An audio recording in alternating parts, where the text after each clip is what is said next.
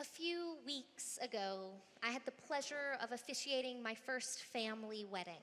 It was Adam's brother's wedding, and it couldn't have been a more perfect day. It was cool and crisp out, but not cold, and the sun was out, and we were on the tallest hill in all of Florida, which wasn't that tall, but it was glorious.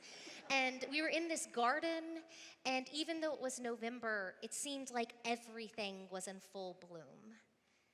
And both Adam's brother and my now sister-in-law, as I announced that they were husband and wife, both cried happy tears.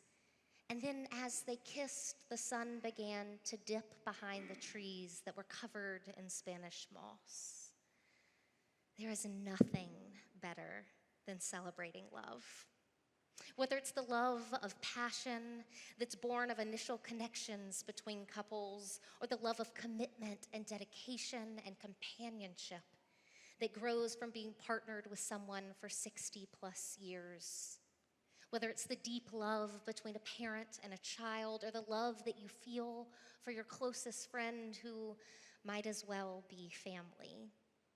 Love is inspiring in all of its forms, in all of its stages. There's nothing better than celebrating love. And I think that's part of the reason that Christmas is one of our favorite times of year. We celebrate the love that we have for one another by gathering with family, by having parties with friends, with this gift-giving spirit that's everywhere. We celebrate that love came down at Christmas, that God is love, that Jesus is love incarnate, God in flesh, love in flesh, sent to live among us. There is nothing better than celebrating love.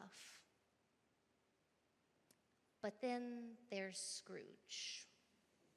Not quite the image of love personified, perhaps the opposite. And after his encounter with the ghost of Christmas past, he's softened a bit. But that's just a softening from his bah humbug state. He's still rough around the edges and probably around the midsection too, when the ghost of Christmas present comes to him. And at one point, this ghost of Christmas present takes Scrooge to the home of Bob Cratchit, his counting clerk. And the Cratchits are a simple family who share a great faith. And for their Christmas meal after church, the whole family gathers around the table. There is not an empty seat. There never was such a goose, Mr. Cratchit exclaims. But as Scrooge leans in and looks closer, it really was a goose.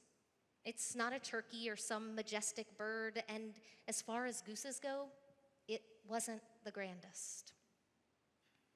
Some, like Scrooge, like some of us, might overlook the beautiful bounty of their simple meal.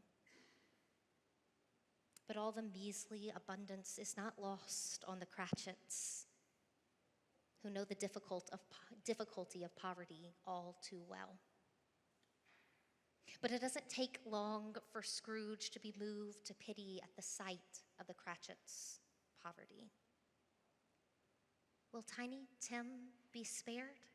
He asks.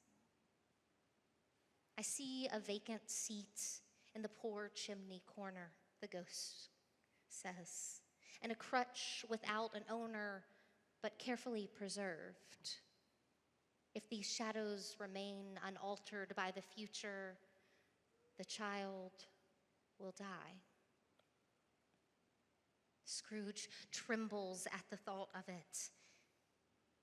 And then he hears his own words from earlier echo back to him. If he be like to die, he better do it and decrease the surplus population. Looking at their meager meal and the reality of Tiny Tim's future, his own words sting. And he begins to feel not just pity, but to feel love.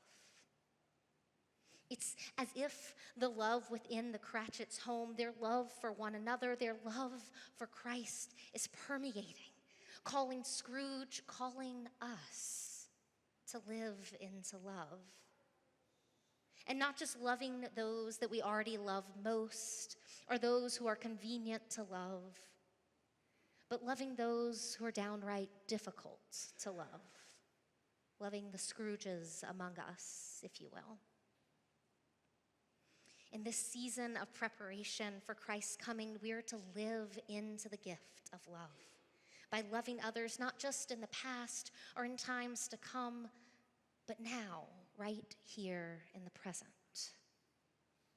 And I don't know if anyone relates to this or if it's just me, but I find the present to be incredibly hard to grasp. It doesn't make much sense considering that everything we do is in the present. But at the same time, it's fleeting.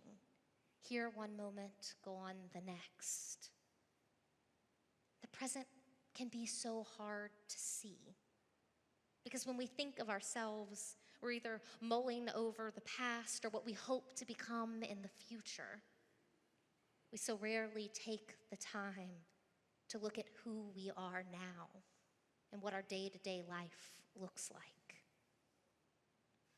And so now at this time of year, it's easy to get distracted with all the decorations and the tinsel and the lights of the season. It's easy to get wrapped up in the jingling of bells and festive music of Christmas.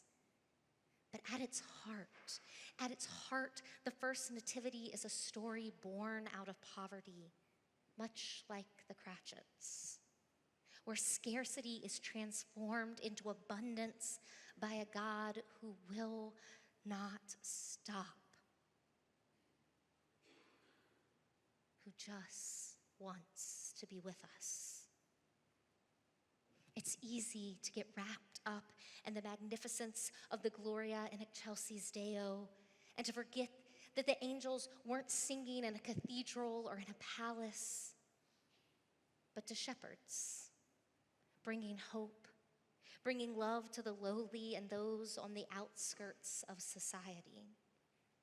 If we read Luke's Christmas story closely, bringing out the finest china on Christmas Eve for dinner might make us a little uncomfortable.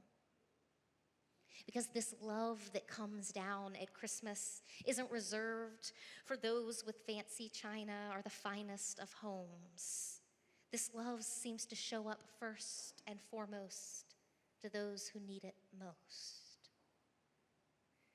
First to the Cratchits, and then it spreads.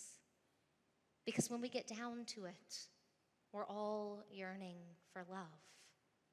From our parents or our kids, our spouse or some future spouse out there, from friends or significant others. But even more than that, a deeper love that we can't fully fill for one another. A love that we glimpse when the Spirit stirs within us. A love that we embody when we act as Christ's hands and feet. When we live into the present. There was a university professor who was invited to speak at a military base one December decades ago. And this soldier named Ralph had been sent to pick him up at the airport. And after they'd introduced themselves, the professor and the soldier who came to pick him up began to walk down the concourse to baggage claim. But all throughout that walk, Ralph kept disappearing. Once to help an older woman whose suitcase had come open, once to lift up two toddlers so they could see the Santa that had gathered, and then another time to give directions to someone who was lost. Each time he came back with a huge smile on his face. "Where'd you learn to do that?" the professor asked. "Do what?" "To be so helpful, to be so considerate." "Oh, during the war, I guess." And then Ralph began to share with the professor about his tour of duty in Vietnam all those years before, about how it was his job to work clearing the minefields, and how he literally watched his friends blow up before his eyes, one after another. I guess I've learned to live between the steps. I never knew whether the next one would be my last, so I learned to get everything I could out of every moment between when I picked my foot up and when I put it down again. Every step I took was a whole new world, and I guess I've just been living that way ever since.